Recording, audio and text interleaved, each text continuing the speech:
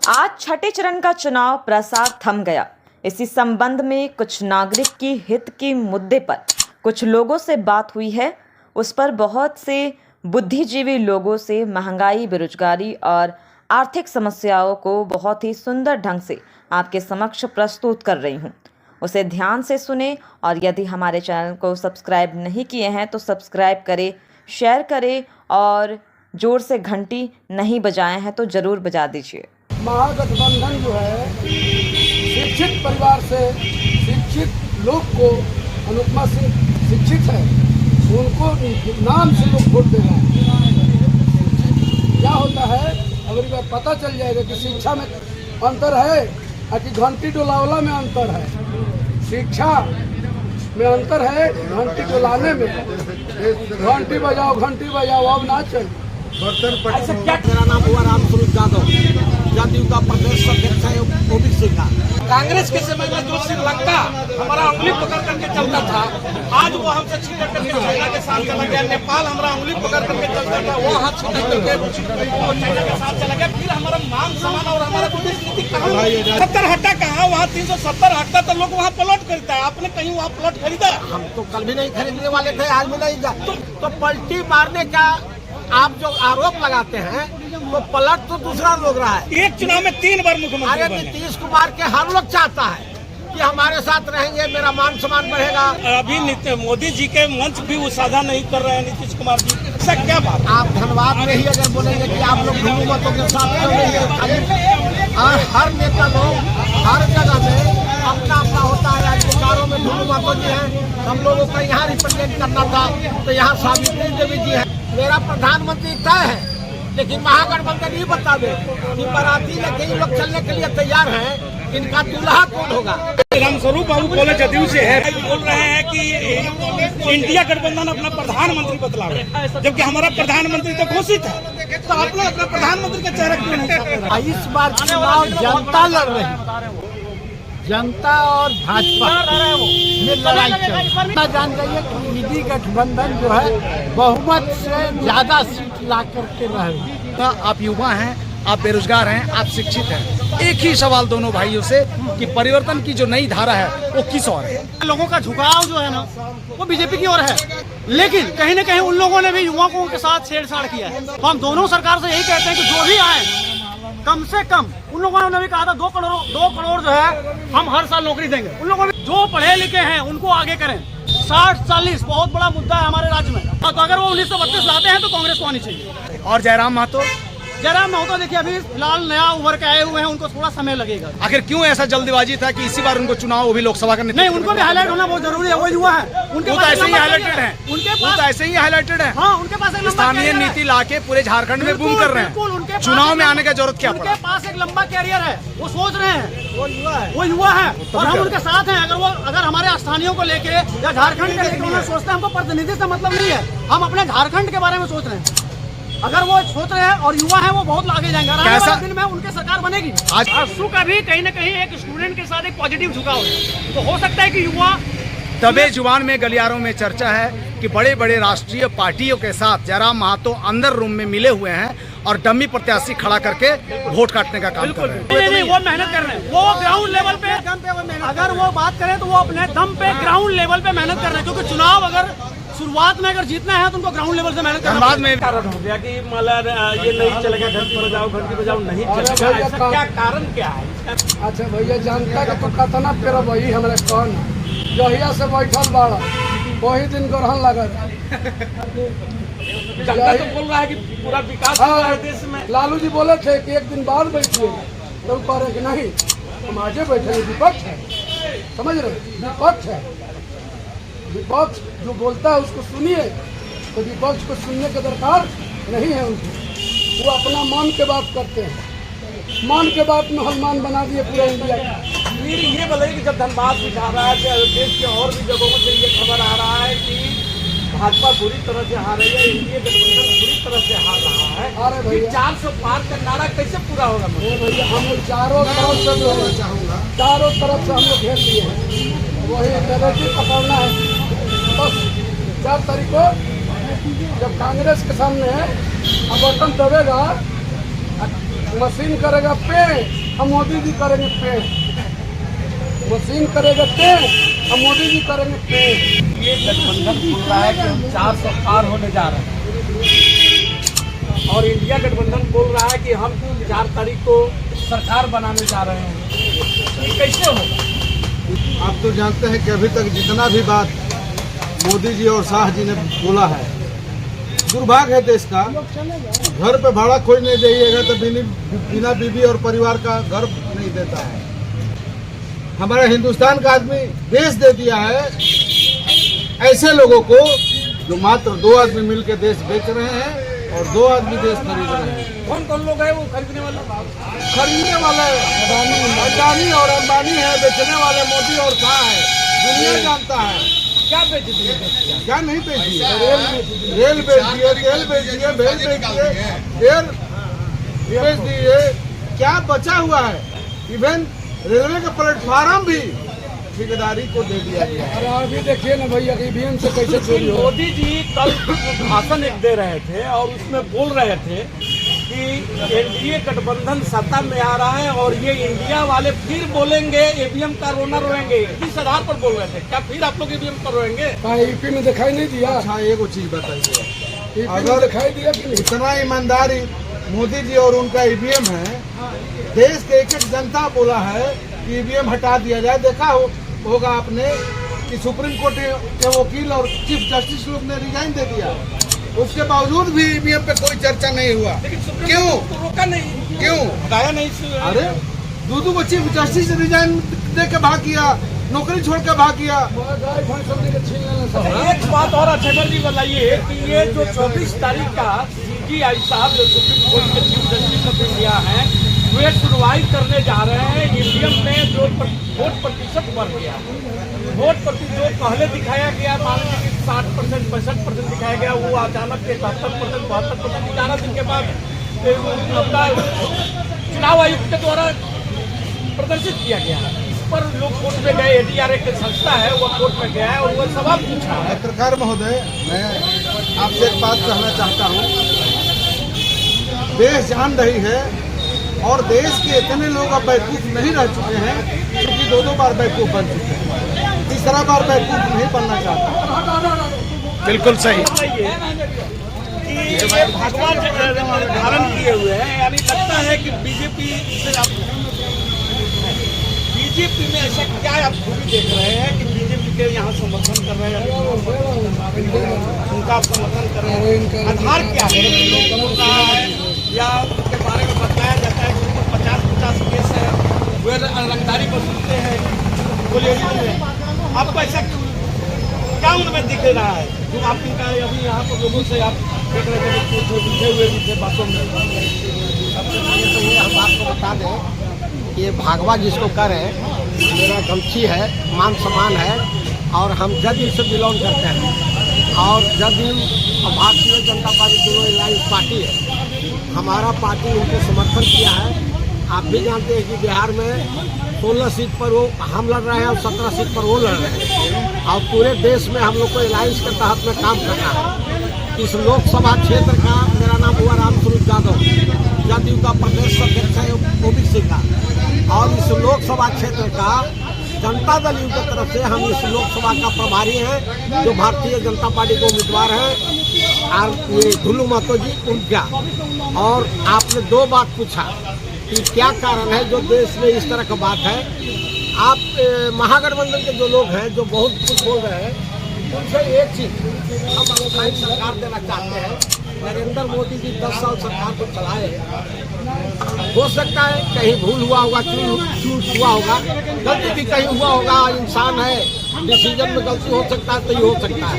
लेकिन देश के लिए जो विकास देश में नहीं विदेश में भी भारत का जो मान सम्मान बढ़ा, भारत का जो बात हुआ है, उसमें सीना फुला करके कोई भी आदमी विदेश में भी आज भारत का, इंडिया का नाम मान सम्मान के साथ लेता है। और दूसरा बात एक बात है, थोड़ा सा हम आपका बात काटेंगे। मान सम्मान की जो बात करेंगे, देश विदेश में भाजपा का मान सम्मान अपने देश का मान सम्मान बढ़ा है, लेकिन कांग्रेस के समय में जो श्रीलंका हमारा उंगली पकड़ करके चलता था, आज वो हमसे छिटक करके चाइना के साथ चला गया। नेपाल हमारा उंगली पकड़ करके चलता था, वो हाथ छिटक करके वो चाइना के साथ चला गया। फिर हमारा मान सम्मान और हमारा विदेश नीति कहाँ कैसे बोलते हैं आप? मोदी जी की नीति अच्छी मुद्दा जो था भारत को हटाया, लोग पहले बोलते थे धारा 370 हटेगा तो देश में खून की धारा बहेगा। एक पत्ता नहीं 370 हटा कहाँ? वहाँ 370 हटता तो लोग वहाँ प्लॉट खरीदता है। आपने कहीं वहाँ प्लॉट खरीदा? हम तो कल भी नहीं खरीदने वाले थे, आज भी नहीं जा। तो लेकिन कोई भाजपा के लोग खरीदा है ऐसा? कोई आपके पास आया?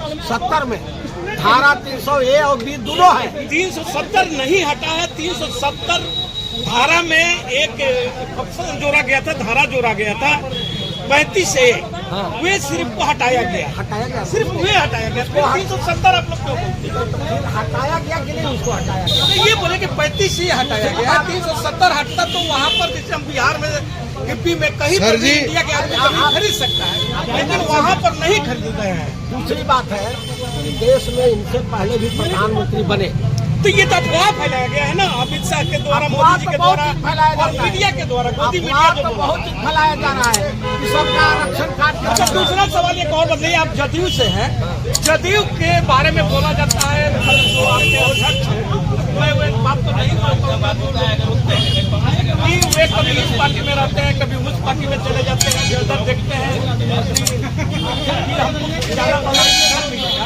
और इसलिए बिहार की जनता उनसे उठ गया है। इस पर आप क्या कहेंगे? इस पार्टी में नहीं जाते, उस पार्टी में नहीं जाते हैं, इनके पास पार्टी आ जाता है। वो तो 17 साल से जिस पार्टी में है उस पार्टी में है, जिस कुर्सी पर है उस कुर्सी पर है। तो पलटी मारने का आप जो आरोप लगाते हैं तो पलट तो दूसरा लोग रहा है। एक चुनाव में 3 बार मुख्यमंत्री अरे बने। नीतीश कुमार के हर लोग चाहता है कि हमारे साथ रहेंगे, मेरा मान सम्मान बढ़ेगा, सब कुछ हो। नीतीश कुमार एक चीज चाहते हैं कि हम बिहार का मुख्यमंत्री है तो बिहार का विकास कैसे होगा देखना है। तो बिहार में विकास देखिए, चाहे रोड के विकास देखिए, ओवरफ्लाई देखिए, शांति व्यवस्था देखिए, ये सारा चीज देखिए। उसके लिए उनको आप जो भी आरोप लगाते हैं या लोग आरोप लगाते हैं वो सही है, इसके बाद ये सही नहीं है। दूसरा सवाल ये है कि अभी मोदी जी के मंच भी वो साझा नहीं कर रहे हैं नीतीश कुमार जी, जबकि एनडीए के साथ में। अब ऐसा क्या बात? आप धनबाद में ही अगर बोलेंगे कि आप लोग हुकूमतों के साथ क्यों नहीं है, हर नेता लोग हर जगह में अपना अपना होता है। आज बोकारो में ढूंढू मातो जी हैं, हम लोगों को यहाँ रिप्रेजेंट करना था तो यहाँ सावित्री देवी जी हैं।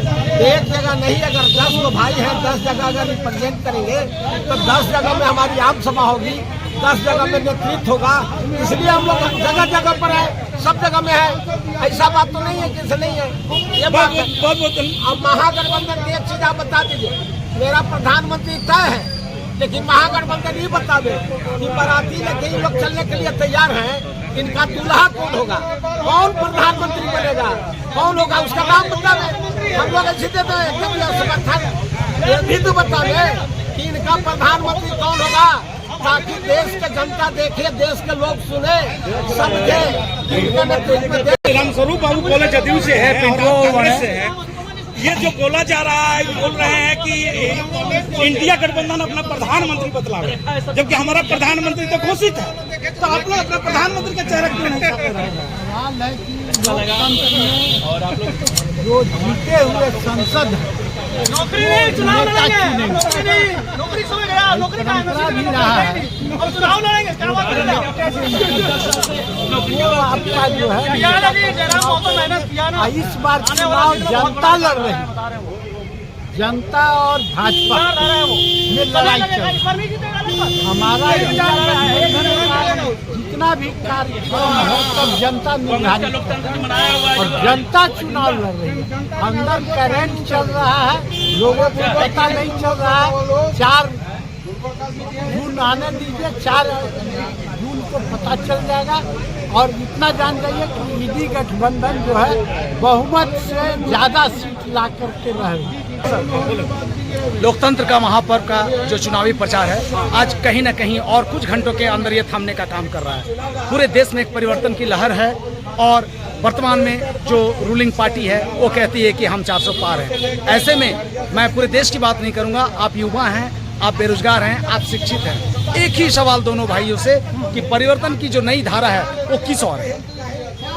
देखिए, अगर आप केंद्र के बारे में बात करेंगे तो जनरली जो है लोगों का झुकाव जो है ना वो बीजेपी की ओर है, लेकिन कहीं ना कहीं उन लोगों ने भी युवाओं के साथ छेड़छाड़ किया है।